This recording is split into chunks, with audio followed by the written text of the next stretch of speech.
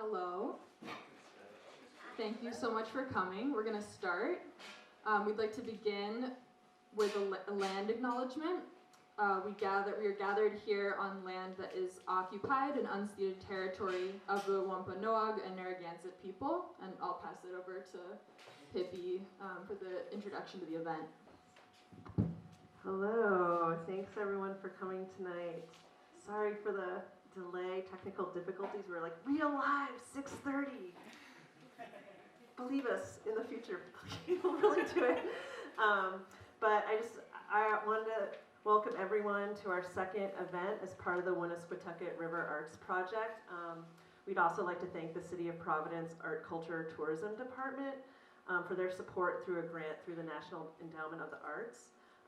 This is part of a larger project that involves a collaboration amongst many organizations in the neighborhood. And I'm just going to do a plug. There's also a call for public art proposals that is on the city's website. It's due January 2nd.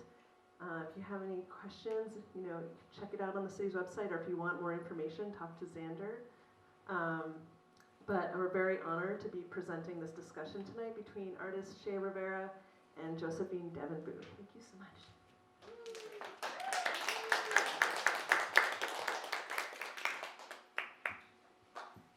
Hi again. So this is just such a dream gig to get to talk to Shey about their work. I'm thrilled. I'll just start with a really brief bio that they use. So Shey Rivera Ríos is a multi-genre artist active in the mediums of performance, installation, digital media, and poetry or narrative. Their creations span several genres and myriad topics, from home to capitalism to queerness to magic. Rivera is also a performance curator and producer of interventions that activate people creatively. They said it was okay for me to also add to their bio. So I'll just mention. Shey is huge in Providence. There's someone who I think many of us look to in trying to understand this city and in thinking about what each of our place might be in the arts community here. And I think something about their practice that will come up, I'm sure, in this conversation is that they are so, that in addition to all the mediums that they work in and the mediums listed here, they're also very much thinking about the ecosystem that their art practice resides within and thinking about how they can open doors for others at every point and for every opportunity that's presented to them. So, and that to me is, so inspiring and to me such a facet of your practice and that informs also the read of your work. So with that, this talk is sort of premised on folks having seen the window outside. Is that a valid place to begin? I'm seeing nods. Okay, if you haven't had a chance to look at the window, it's sort of directly behind us. But I will now pass it to Shey to give us some context about the window, and I think they're going to start by talking about a series that it's a part of. So yeah, thank you. Yeah. Well, thank you everyone for being here. It's pretty awesome to have a space to be fully an artist after transitioning at age to 20. Can you hear me all? Yes. Yeah? Awesome. Cool. So big thank you to the Dirt Palace for the opportunity and to Josephine. So this project, when it came about, it seemed like the planets aligned in a way. I had approached Xander thinking like, it would be interesting if I could take one of the animated pieces that I create and translate that into a physical space or like a physical installation.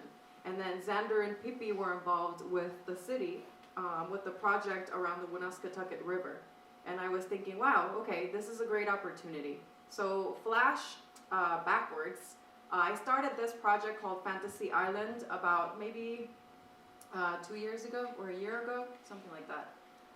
So I'm originally from Puerto Rico, and a lot of things have happened in the island in the past 2 years, from the Promesa Act being passed by Congress. So it establishes a fiscal oversight board, similar to what happened in Detroit. So a committee of people that oversee and overrule government decisions to try to restructure the debt and the economy, which has a lot of political implications and a lot of violations of human rights. So myself and other artists were trying to think, how can we bring awareness to this issue? And that birthed the collaboration with Anabel Vasquez, who's actually on the board of the Dirt Palace, an amazing curator and amazing artist.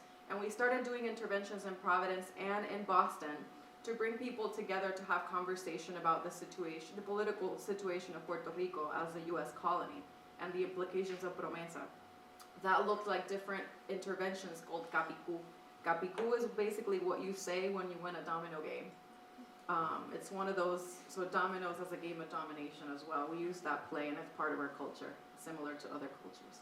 So in trying to think about how do you talk about all these big issues that impact our communities and all these systems that oppress people of color, it seemed really overwhelming, and I started to think, how do I tease that apart so that instead of dumping a whole bunch of information on people through the artistic practice, we're talking about a very specific issue that affects many different communities and we can connect the dots.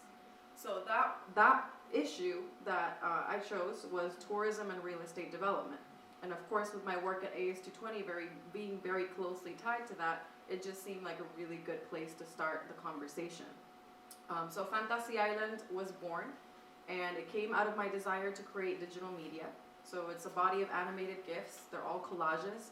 And it started by, I looked deeply at the speculative real estate market in the island taking place while the community was on the streets doing manifestations. There was a lot of poverty. There was a lot of political upheaval. In the meantime, you saw websites like Sotheby's selling multi-million-dollar properties in specifically Dorado Beach East and San Juan. So two very tourism-focused locations. And it just hurt a lot. It hurt a lot to think that my culture and my home and my family's place was being sold, while also their grief and their struggle was not being acknowledged. So Fantasy Island became an intervention at the project space at AS220. So an installation where you walked in, you saw the body of work of the gifts, but it was really laid out as a simulation of a real estate office. So a lot of monitors, palm trees purchased from Home Depot, and performance art. And performance art with the collaboration of a peer and friend who's a journalist, Oscar Robles, another friend of the Dirt Palace. And he performed as a real estate developer and told a story about traveling to the town of Santurce. That's actually very, very similar to Olneyville, very parallel in its history and its demographic composition and the history of gentrification. So he would make this performance, and then we would open space for conversation and turning it into a community forum. So in thinking about the work as it relates to Providence, because as a Puerto Rican now living in the diaspora, where Providence is my home, how does that relate? How do those two dots connect? And it seemed like a beautiful opportunity to think about the river here, the relocation, and then the history of the hurricanes that have impacted Providence. And what are the communities that surround Olneyville? So I reflected a lot about that, and I picked a specific issue of stormwater, because a lot of community members here are trying to think how to address that issue of pollution and urban debris, and how does that impact our relationship to the river, to the land. I really appreciated the land acknowledgement, because I think we need to think about those things as artists. Thank you. So, I don't know if any of you got to experience the Fantasy Island setups that included a real estate office, but I think it's just building off what you were already sharing. So that piece, that body of work is so intense and so multifaceted. There's so many layers of meaning going on, and you are, as I read it, you're taking over gallery spaces, which do have, in this country, those spaces are, just in looking at the history of how they've been funded, these are historically white spaces. So you're taking over that space, and then you're using that as a space to kind of pry open and simulate in physical space a set of interactions or a financialization of your homeland, and making that a physical space that people can occupy. And I want to point out this visual kind of thread that runs through the Fantasy Island project, and that is the grid that you see in that top GIF. That black grid on a white background, and I don't know if you would be if you could talk a little bit about what that grid represents and how you engage with that imagery and how you use that. Yeah. Yeah, to me, thank you for that question. So the grid is a really important visual component of Fantasy Island. It's what gives it cohesion, but the grid represents erasure and displacement, and both in a digital sense and also in a mapping sense. So when you're measuring property, when you're measuring space, usually what is used is a grid. And then I started reflecting a lot about that, and even thinking on a more conceptual level, what happened, one of the things that happened in Puerto Rico was that the electric grid represented a history of oppression and occupation of labor movement and all these different issues. And the island, once the hurricane hit, it was made very evident that how weak its infrastructure was, especially the electric grid. But I continue to use that grid to make that point of, you enter the space, it's a grid, it displaces you.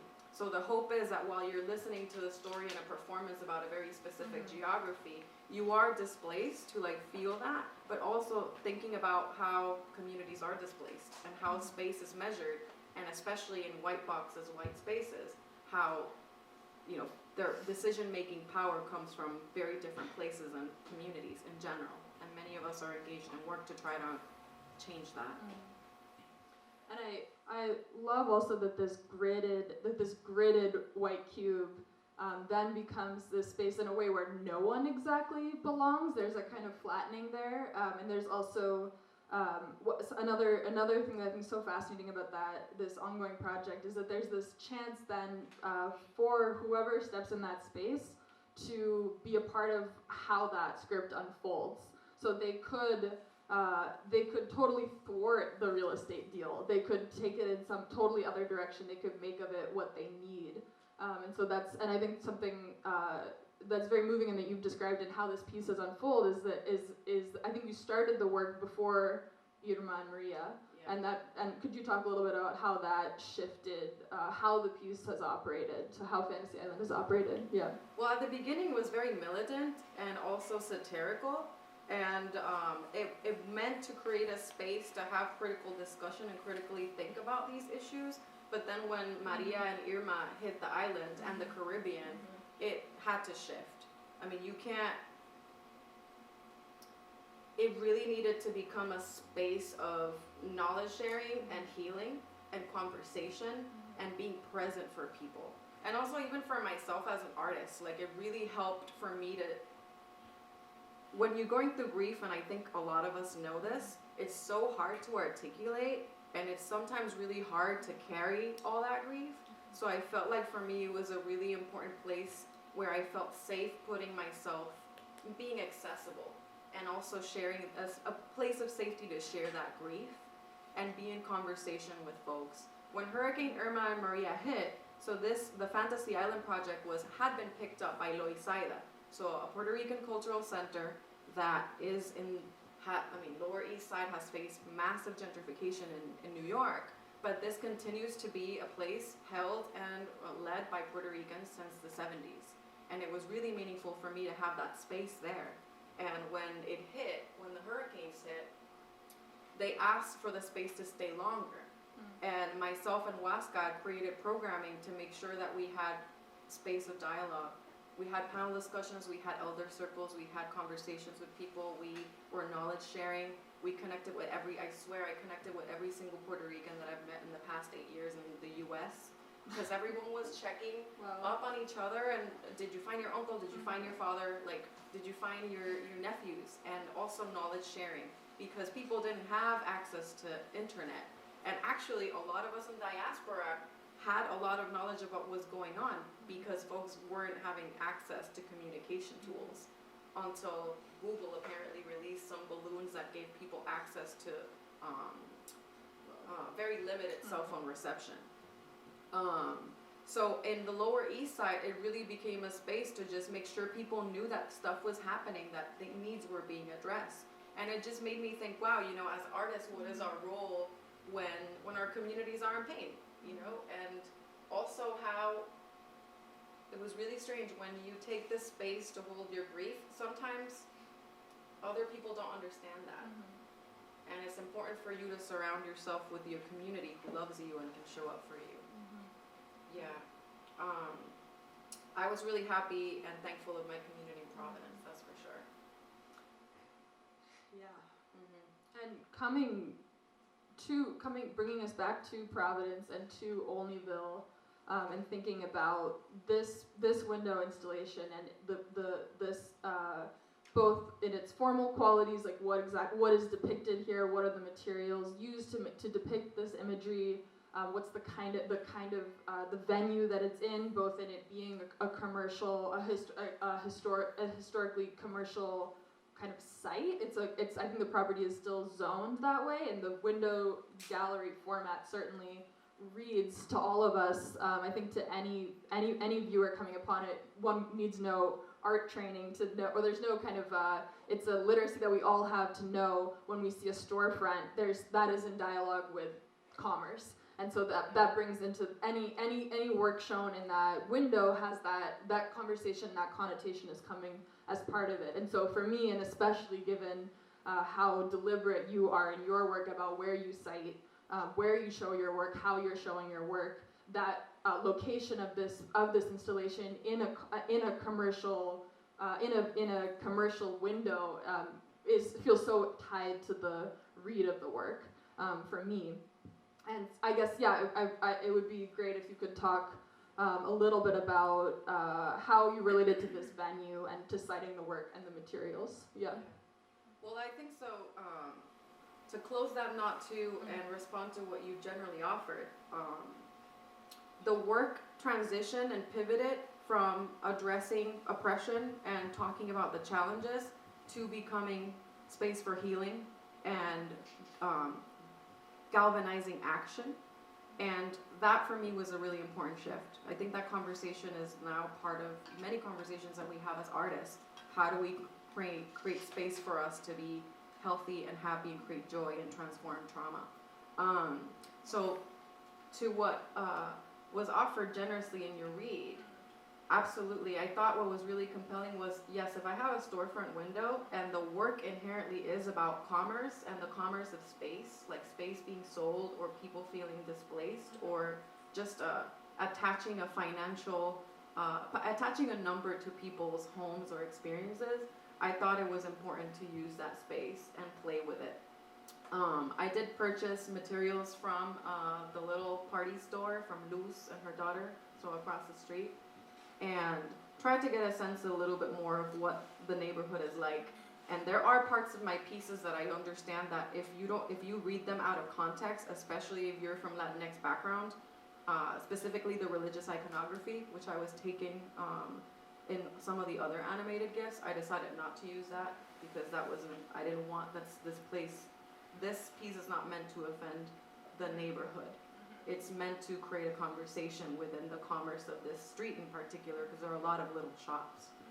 So yeah, like I wanted to play off of that idea that if people see it, they know it's a storefront. I create stages, so my work kind of borders on the theater stage installation kind of stuff. And I think it's been fun to think about what people read it, how people read it. I think there have been some interesting reads.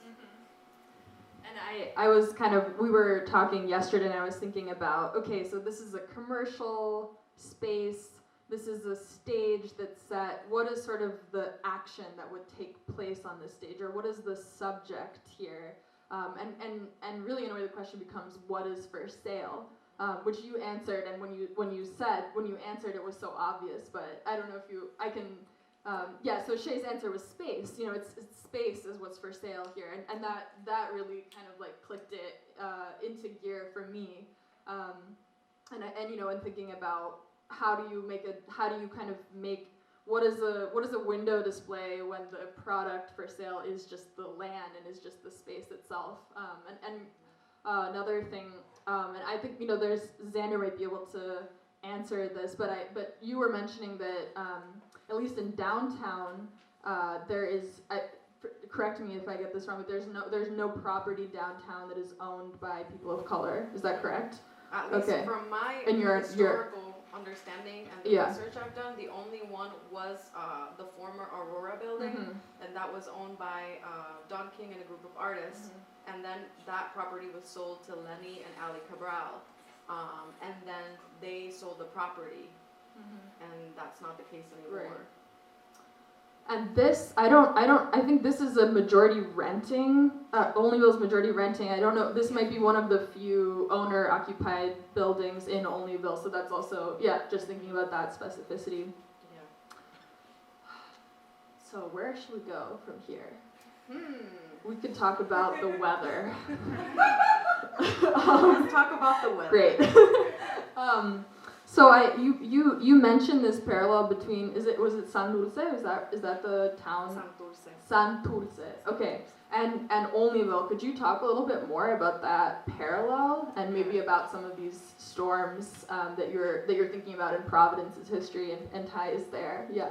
Yeah, so in the conversations that I've had, I picked specifically the town of San Dulce because there's a lot of development happening in that town, and it's a historically workers' town, it's a historically black town.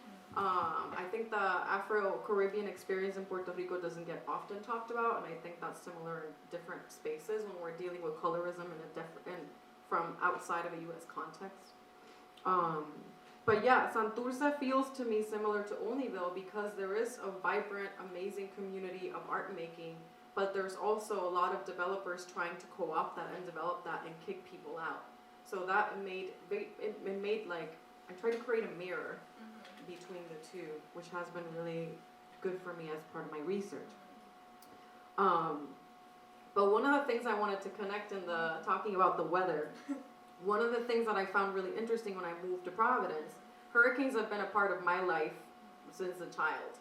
People from the Caribbean, that's kind of your day-to-day. You get prepped for the hurricane season, and your mom buys a lot of canned food and 10 million gallons of water, and we have generators.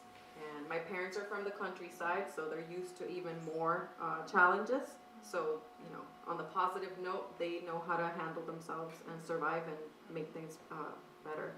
But that in Providence, we had the great New England hurricane in 1938 that flooded downtown, and then Hurricane Carol's over there. Hurricane Carol in 1954 that also flooded downtown. And if you walk downtown, you can see the water lines of the buildings. And you found the plaque, right? Yeah, in Market Square at RISD. Yeah, there's a plaque for the 1938 storm, which the Wikipedia page just delivered this gem to me, which is that the original. I'm forgetting the term for it. The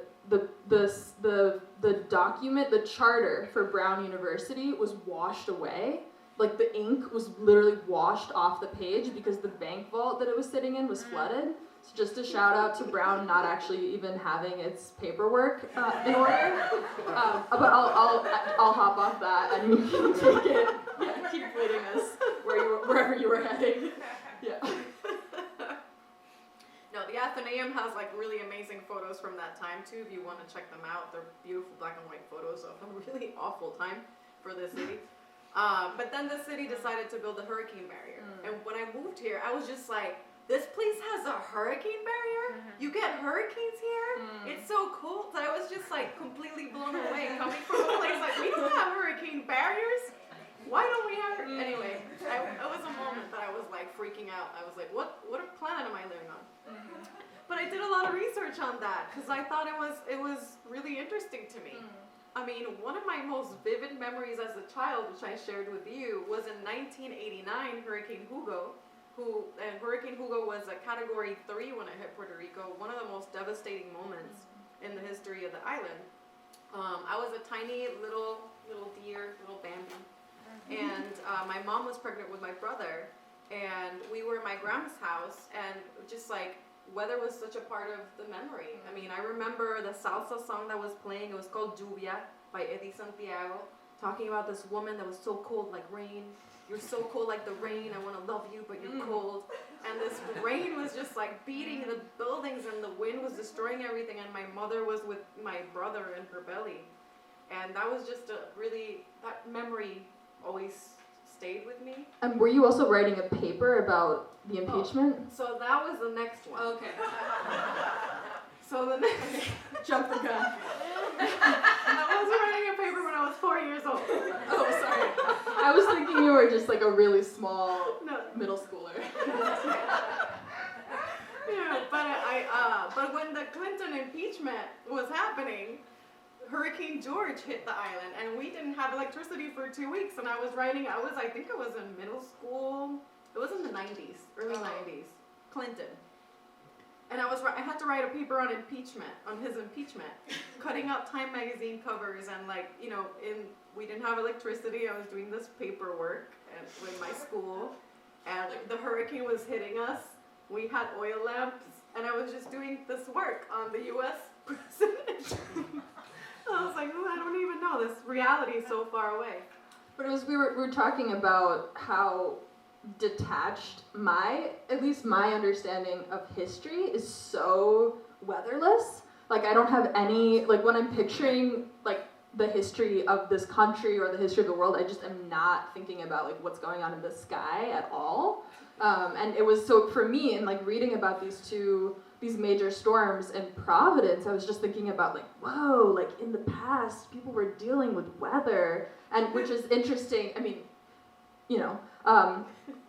which made me think about what is that about, and like what is there to be teased out about how that isn't a part of my understanding of history, and what sort of, and then what might be differences, and sort of how, and so, but for Shey, that's a very different experience. Like that's so tied into memory for you, and thinking about just folks whose lived experience is at the mercy of the weather, and just folks who don't deal with that, and how different the fabric of our reality is. Yeah, I think an interesting point. So I have that because of my lived experience, but it is a good point that history doesn't generally tie the dots with environmental issues. And I think hopefully that'll start changing, because right now, I mean, if we continue to ignore this, it's kind of ridiculous. And as we continue to fight against cultural erasure and reclaiming narratives of the people that built this country for real, then we have to think about that.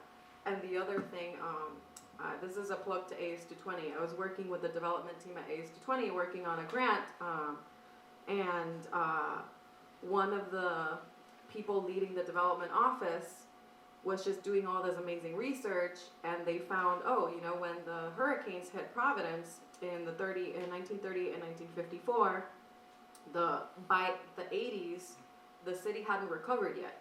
So it was going through a recession, but also it was still recovering from these two hurricanes. Like, the infrastructure was, hurt incredibly.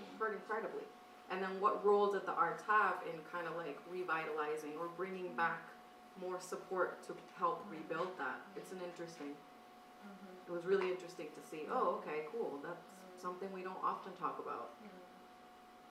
We always talk about maybe sparking economic development just from economic initiatives that failed, either if it's like in a place like Ajo, it's a mining town, so they talk about post-extraction. In Providence, we talk about post-industrial, because the industrial revolution started here. But it's interesting to think about post-environmental crisis or post-environmental disaster. And what time do we want to, part of this will be a Q&A. Do we have more time for Shey and I? I was giving, it was about another. Okay, sweet. And that's something else in thinking about your work, let's see. So maybe, I guess we could go further into thinking about stormwater, which we didn't really get to yesterday in our conversation, and thinking about what that, I know that you looked at this planning document thinking about this specific area. Could you talk a little bit about that document, the community kind of needs and visions that are captured within it, and how that informed this piece, and what it is that the image that you're putting forth for people to take in? Yeah. Sorry. So as a really good nerd that likes research, That Woonasquatucket River plan is super fascinating because it has a very specific part that's dedicated solely about flooding, so flooding plans. So you can see the map of the city and which areas are in danger of floods, and some proposals from the community. And of course, one of the most logical, easiest proposals to address an issue like flooding or stormwater is like drainage, right? But also how we are creating cities that are not sustainable because they're all concrete. So in order to address the environment, I mean, this is like really pretentious as humans who control space, but we need to have space for nature so that nature can heal itself. So the proposal is that stormwater can be addressed by creating just more green spaces, and how it is important to have green spaces because they are a space of healing for the environment when we're creating cities that are fully concrete. So it was really interesting to read that feedback and what the flood plans were offering. And then also thinking about the city where, for example, we have about 10 new buildings that are going online in downtown between now to the next 5 years. So then how are we building cities with that in mind? Not just, who has access to space, but how is that space protected or maintained? And then I decided to take that issue on because of, yes, the issues with the flooding and all the devastation that happens when an environmental crisis happens, but not even that. Like if it's heavy rain, like I feel like I've driven here in heavy rain and there is some streets flood. And it's kind of crazy that doesn't get addressed. I was in a meeting today with 3 architects who were talking about how there's this enormous amount of energy and kind of exhaustion in some ways around visualizations of sea level rise, and that people have, there's been such a push to kind of render that tangible, that in some ways eclipses all of these really messier and less sort of visually fathomable facets of what climate change and of what sea level rise what that will look like. And one that actually was mentioned was just that our sewer systems are set up just anticipate a certain level of water, and just in the intricacies of sort of how S-traps are set up, even a very mild increase in the amount of water just has huge implications for how this whole system is sort of designed to work. Yeah. And that's just a big cause of pollution. So thinking about all the debris in the cities, it's like all that debris becomes stormwater, and all that enters our water systems and also enters rivers. It damages the ecosystem and then enters the oceans, and of course we've done a lot of damage there. But it was interesting to see, okay, something that is like literally on our backyard or happening in our homes is part of this larger system that's impacting like our waters. And then you have issues of water safety and clean water, then some communities don't have access to that. In reading this kind of I think sort of city planner oriented document about stormwater as part of my preparation to interview you, I couldn't help but look at this work flush with diagrams made by designers to sort of depict water systems, and there's something in looking at this work. Then I had to ask myself, what is the system that's being depicted here? Like this, I see the image of this GIF. I see the image of the set of variables that are at play in the physical window outside, and my mind goes to my toolkit for unpacking a science diagram in some ways, and I think, okay, so there's, I can see there's about 1, 2, 3, 4 sort of different elements here. There's some kind of cycle happening. And when we were talking yesterday, I mentioned to you that it feels like it's, the diagram has there's just enough happening that it feels somehow like a system, but there's not, it's like just at that threshold of depicting some kind of world. Like if there were any fewer elements, like it wouldn't quite be a world, so it's interesting, like what like what's if the science diagram is sort of the, or if the diagram in that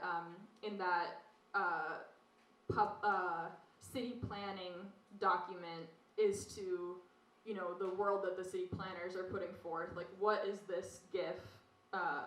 What is this gift to that? Like, what's the relationship between this image and the world that you're putting forth? Like, is this a map for us?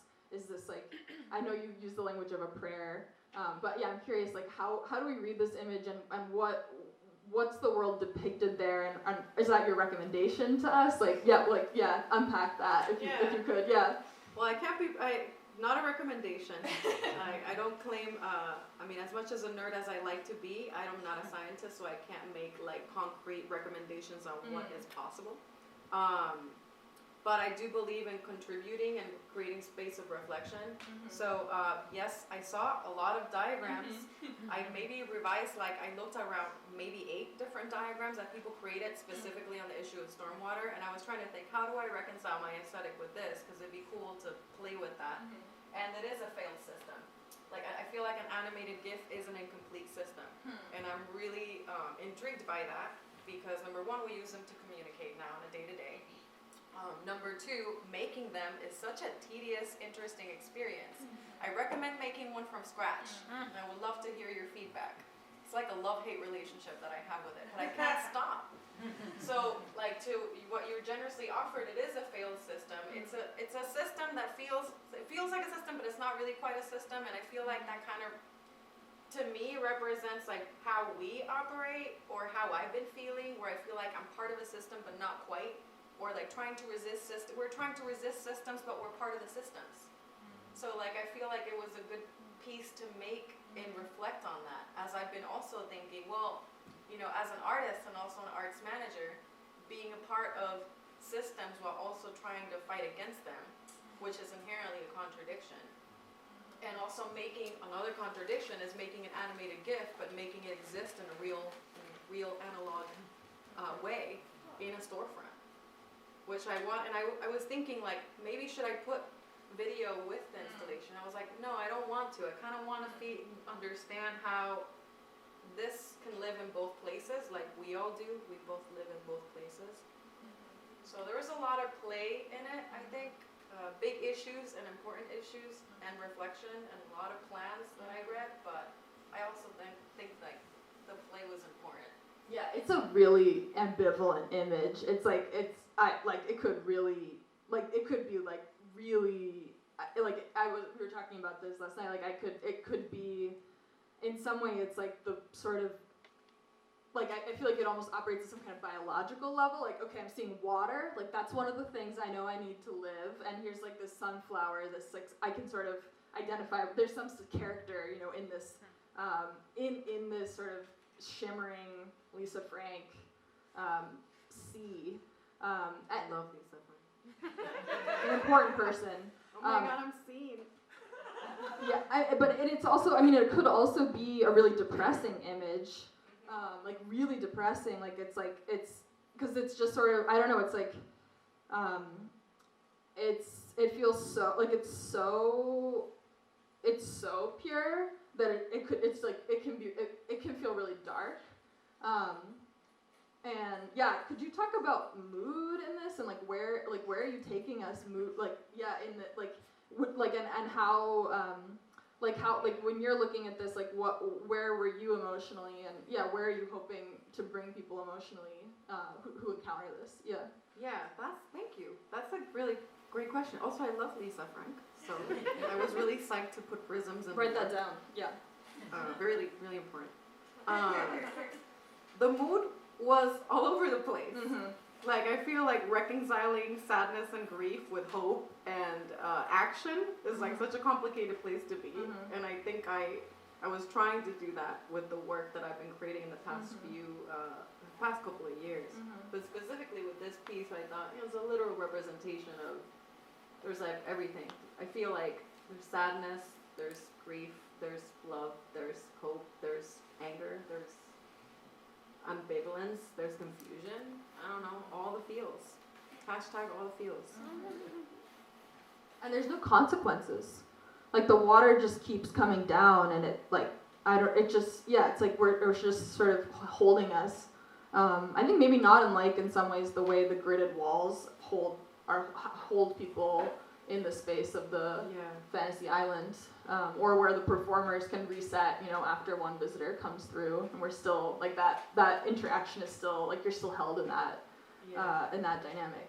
I want to say that I'm appreciative of this conversation so much because this is one of the few and very rare instances that I've had to like mirror back and reflect with all of you, and sit in a piece and what it means. I feel like that space of reflection is really important and doesn't often happen. And then to circle back to your point about systems, I've just been, as this continues to happen and it keeps, it's like a tracked animation. Like I feel a lot of us as artists are reflecting on, can we make real systematic change? Or are we just contributing to the same systems? Are we putting a lot of energy in just running in the hamster wheel? How can we reconcile existing within a capitalist system, but keeping our integrity and our connection to community? So that's something that I've been reflecting a lot. And as you've mirrored back the piece to me and challenged me to think even deeper on why and where this came from, that sparked. When we had our conversation, I sat on that and I was thinking, it makes perfect sense that I've been making these trapped, cyclical little windows, if you will, because of reflecting on what systems mean. Yeah, I don't know. Pretty cool. That seems like cathartic to get to like make a little snow globe and then just like send it out. I like snow globes too. They're very exotic to me. I don't know shall we open it? Okay. Questions? So we're documenting everything so that there's audio. If people have any questions, that they could That's so use the amazing. microphone. Hippie and Strung Xander. together like Yeah, four thank you all chords so and much. then it equals one long chord. They're all like that. Artists, document your work. It's important. Hey guys, thanks for having us. And hey Shane. I am so fascinated and I'm just in love with this work because I realized that I have not seen this ambivalence that I experienced around the Caribbean as a part. I'm half Dominican. I sailed around in the Caribbean. I have a passion for Haiti in particular. And I'm a historic preservationist, so stormwater, and just any type of infrastructural projects and proposals for economic development for the Caribbean. I don't know, for some reason, all of it comes together in all of your little GIFs or GIFs or whatever they're called, right? So it's really fascinating for me that you mentioned the ambivalence because I've always thought about the sexualization too of the Caribbean, that people go to escape these urban environments, to go to these sunny places, and that when they're damaged, the monolithic view of the Caribbean as a place to escape everything prevents people from really accessing solutions for these places. And it is so frustrating to see the patriarchy and the colonial kind of overlay of maps on these countries as well when it happens that they have their disasters, but also as they're trying to figure out what they can sell to the world, which I think is really fascinating. We're going to sell our culture.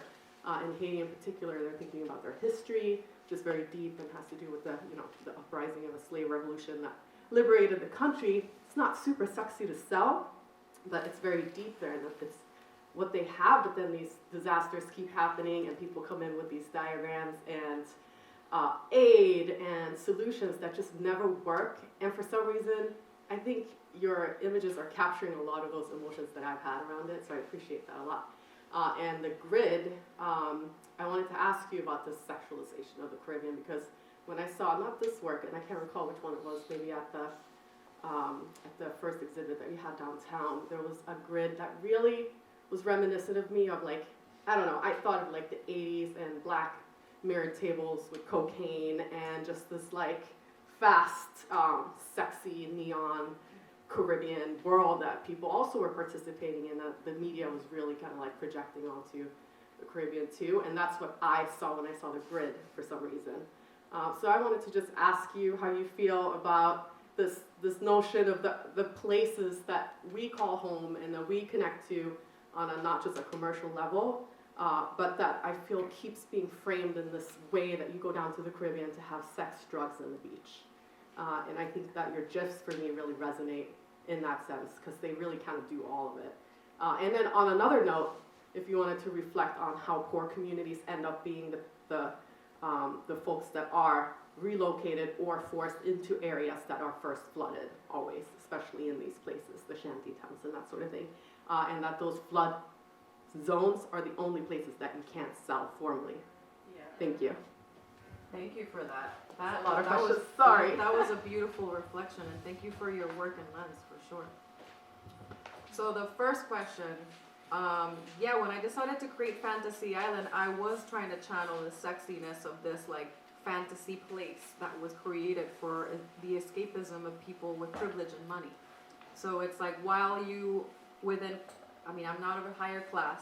I only have my classist assumptions.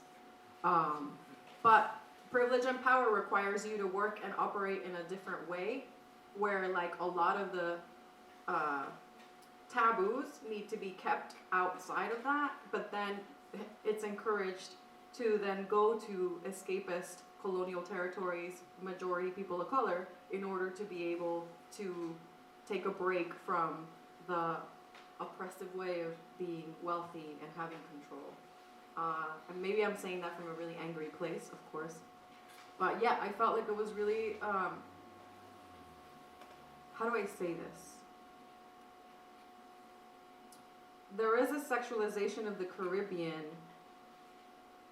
and it's entirely tied to colonization, and it's entirely tied to our islands being colonies that are either treated as military bases or the U.S. and other countries test out capitalist strategies in them, strategies of extraction of the economy. And it really angered me that a lot of the cultural realities of specifically Puerto Rico were just being entirely erased, and then people were being historically programmed to cater to white high-class needs of tourism. So basically still part of like capitalism, where it's like you're giving your culture and your spaces away. Like tourism inherently wants that. Like your economy is based on you giving it to another person. And to me, it's just entirely part of the problem. We need to empower our own communities to be able to self-determine and to value what we have. And that is part of it. I do think that kind of like Miami sexy, like capitalist real estate development escapist perspective it really hurts our communities. It totally does. But it sells because they want to sell, right? So maybe I don't really have an answer, just more reflections on your question, because it was a really amazing question and an amazing lens. So one thing I did was co-opt the whole vaporwave kind of thing. So vaporwave is a movement, a failed movement in the internet. It's people like generating iconography based on like what the 80s and 90s promised as progress that doesn't exist.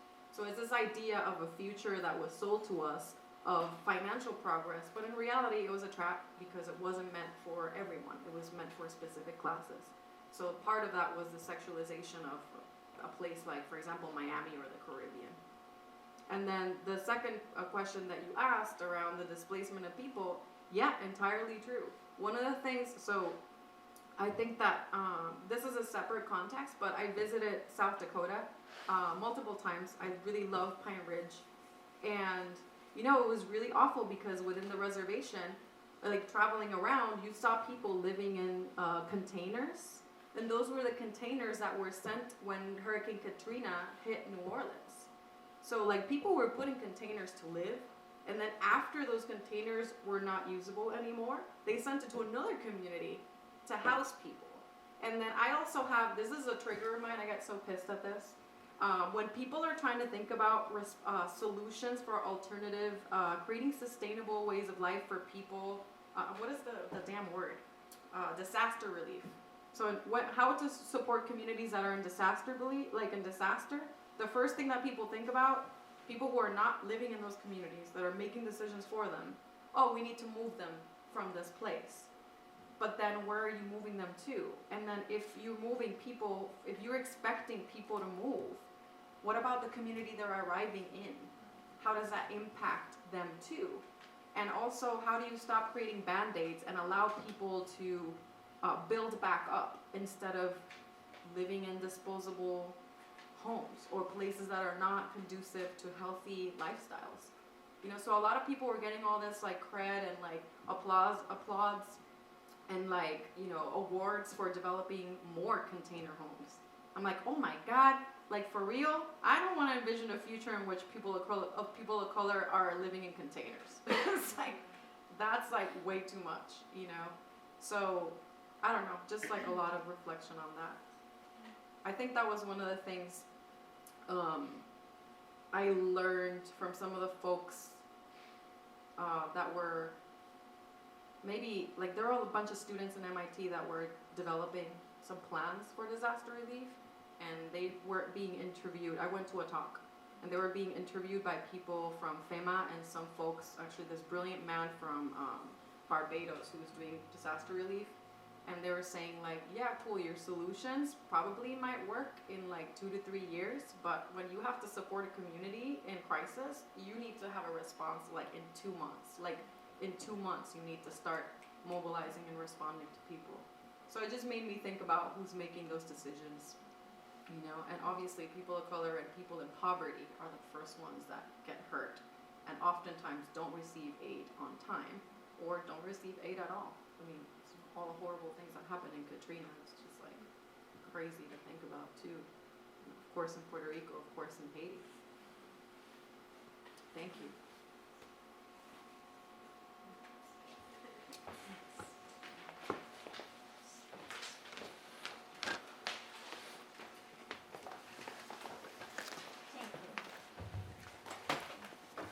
So my take on the whole thing is a much different take, because I'm basically a visual artist, as you know. And I've been watching this video the whole time that we've been speaking. And all that you've said about it, what is coming across to me is it's just raining and raining and raining, and it keeps shitting on you. But this beautiful flower is not going to drown. It's a flower of color. It's a yellow flower. So I don't know if that was any kind of relationship of how you were trying to play with color or not, but it's this beautiful flower that's just going to stand there. You're up to my waist, but you're definitely not going to drown me. So it's actually a beautiful piece. Thank you. I really appreciate that. Yeah, I think maybe to respond on a conceptual level to Carol's comment, you know, this idea of resilience is interesting to me. A lot of people are talking about it. There are pros and cons. Like, I've been reflecting a lot on what that means. It is beautiful to be resilient, but we shouldn't have to be all the time, right? So, thank you. I really love that read. Thank you.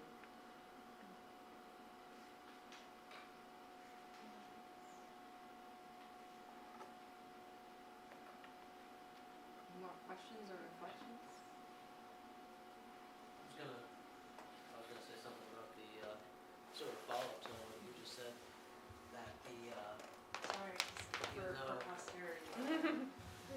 even though among the deluge of the water raining down on these flowers, that, as Carol said, they still grow strong.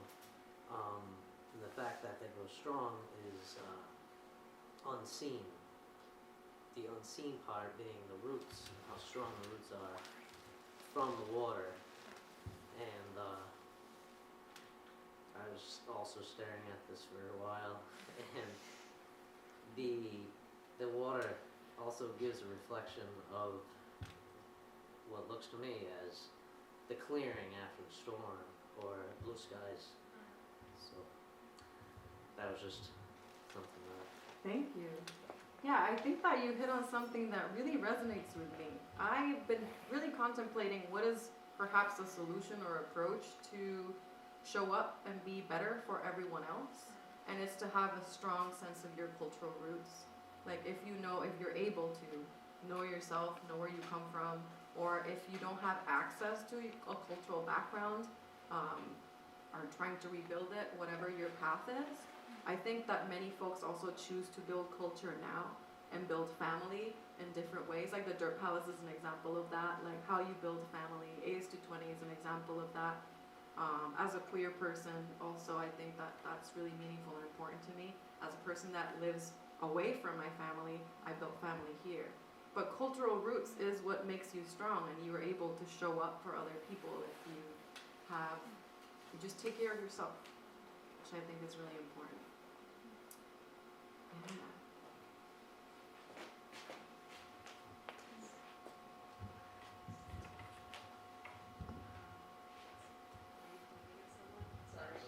Okay. Anyone else? Questions for Shey? No? Well, thank you very much, everyone, for coming. Thank you to Shey and Josephine. We do not have the date for our next event yet, but we will advertise that. It is Stowe Lynn who will be doing the next installation, and their artist talk will be in mid-January. We'll publicize those dates. So thank you very much, everyone, for coming.